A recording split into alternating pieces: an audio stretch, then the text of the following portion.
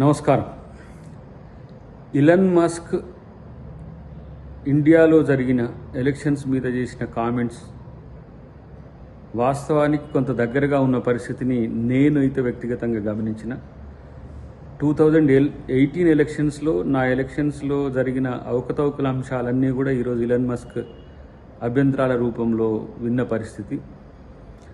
ఈరోజు కేంద్ర ప్రభుత్వానికి ఏమాత్రం చిత్తశుద్ధి ఉన్నా ఎలక్షన్ కమిషన్ ఆఫ్ ఇండియా యొక్క పనితీరు మీద వాళ్ళను ప్రూవ్ చేసుకోవాలన్నా కూడా ఒక జాయింట్ పార్లమెంటరీ కమిటీ లాంటిది కానీ లేదంటే సుప్రీంకోర్టు చీఫ్ జస్టిస్ నేతృత్వంలో ఎలక్షన్ కమిషన్ రెస్పాండెంట్స్ను తర్వాత ఆల్ పార్టీ డెలిగేషన్ను కనుక పెట్టి ఒక ఉన్నత స్థాయి ఎంక్వైరీ కనుక జరిపితే వాస్తవాలు బయటకు తెలవాల్సిన అవసరం ఉంది. ఎందుకంటే భారతదేశ ప్రజాస్వామ్య వ్యవస్థకే ముప్పు వాటిల్తున్న ఈవీఎంల వల్ల వాటి యొక్క స్టాంటిటీని వాటి యొక్క సామర్థ్యాన్ని ఇవాళ భారతదేశం తెలుసుకోవాల్సిన అవసరం ఉంది.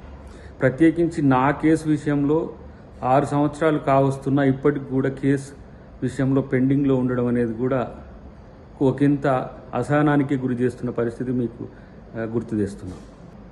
ఈరోజు బ్యాలెట్ సిస్టమ్ను తీసుకురావాలనేది ఎందుకు ఈ డిమాండ్ వస్తుందనంటే ఈ రకమైన అనుమానాలు ఉన్నాయి.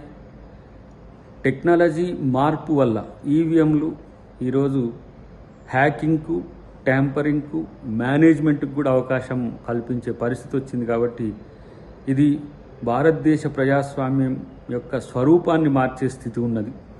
ప్రజల యొక్క అభిప్రాయాన్ని తెలపడానికి ఒకే ఒక్క ఆయుధం ఓటు అయితే ఆ ఓటునే కరప్ట్ చేసే పనిలో ఈరోజు హ్యాకర్స్ కానీ ఇంటర్నేషనల్ వాళ్ళను బుకీస్ కానీ చేస్తున్న ప్రయత్నాలు, పెద్ద ఎత్తున కోట్ల రూపాయల వ్యాపారం జరుగుతున్నది వీటి పేరు మీద, ఎలక్షన్స్ పేరు మీద.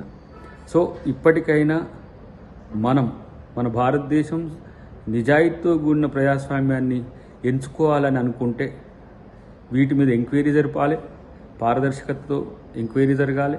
అటు తర్వాత ఈ దేశంలో బ్యాలెట్ సిస్టమ్ను తీసుకొస్తేనే ప్రజాస్వామ్య పునాదులు గట్టిపడతాయి తప్పితే ఇలాంటి అవకతవకల వల్ల వచ్చే నష్టాన్ని దేశం భరించడం భవిష్యత్తులో కష్టమవుతుంది. ఒక రకంగా ఐకానిక్ పాలిటిక్స్కు, రాజరికానికి లేదంటే ఒక సెంట్రిక్ పాలిటిక్స్కు, ఏక ప్రభుత్వ విధానానికి, ఒక డిక్టోరియల్ పాలిటిక్స్కు నిలవవుతుంది. కాబట్టి ఇప్పటికైనా కేంద్ర ప్రభుత్వం ఆలోచించాలనేది నా demand. For more videos like this, subscribe Big TV channel.